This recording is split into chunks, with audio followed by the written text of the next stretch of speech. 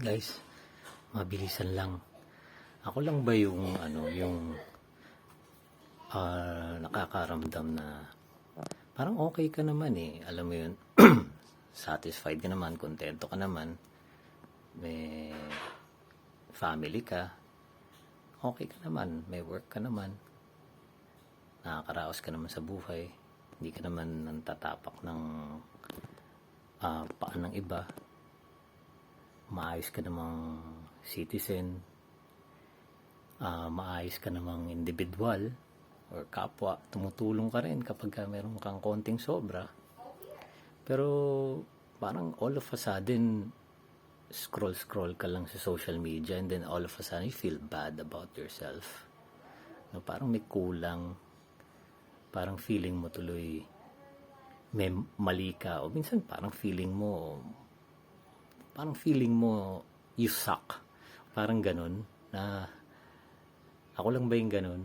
Parang ito, for example, okay ka naman, no? Productive ka, daming ginagawa. Now, sa scroll ka, kita mo, organized ng mga tao, curated, ito, makita mo yung sitwasyon mo, ganyan. Ganyan yung sitwasyon mo.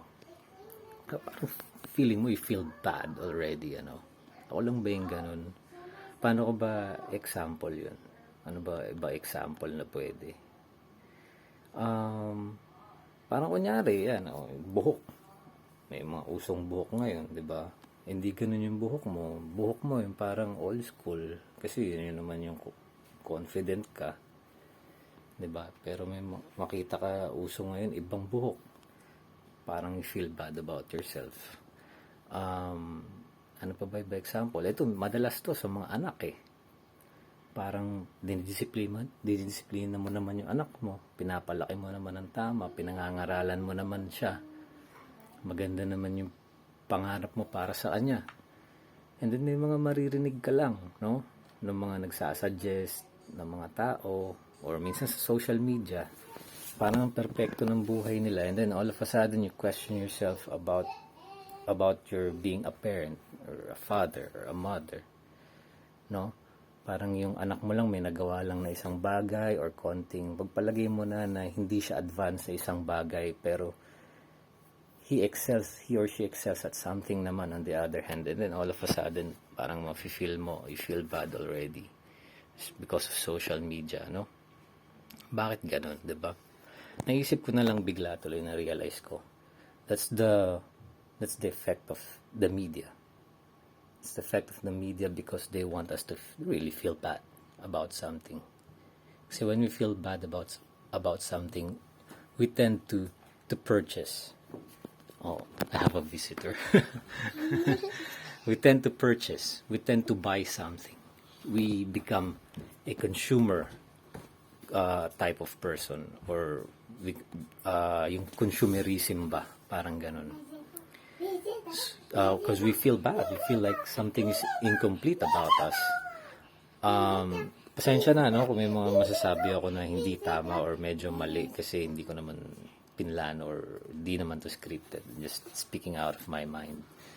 I wasn't prepared to record this. But yeah, that's the point, no? So, minsan, okay, I'm already distracted.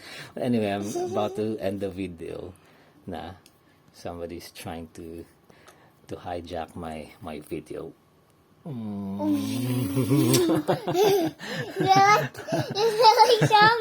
So yun lang, yung alam mo yun, yung okay ka naman eh, parang nakita ka lang na video, so ibig sabihin ba nun sila successful, perfectong tao na just because you saw something, they're good at something and you're not good at it, you already forgot where you excel, where you're good at, you feel less of a person, you don't feel blessed anymore. So ayun lang, I mean, it's not, this video is not about trying to feel bad or hate, but trying to spread hate, but I can't hear you like a robot.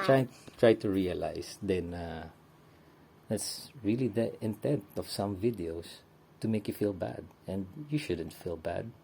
Show them that you don't give a don't give a show them you don't give a so they shut the up. Bye.